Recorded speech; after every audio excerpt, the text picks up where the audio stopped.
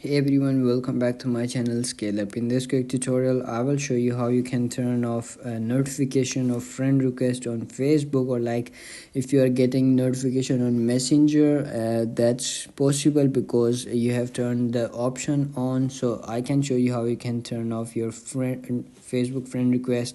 So go to Messenger and then go to main menu, and if you didn't logged into your account, so first of all you have to log into your account and then follow the steps that I am doing. So go to settings and then go to notification and sounds, and then scroll all the way up until you see this more option, and then in this you will see the third option called Facebook friend request.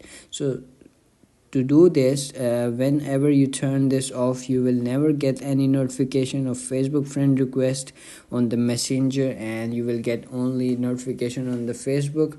So that's it. That's how you can turn off. If you found this video helpful, don't forget to like my video, subscribe my channel Scale Up, and also drop me a comment for more tips and tricks videos. Thanks for watching. See you in the next video. Have a nice day. Bye bye.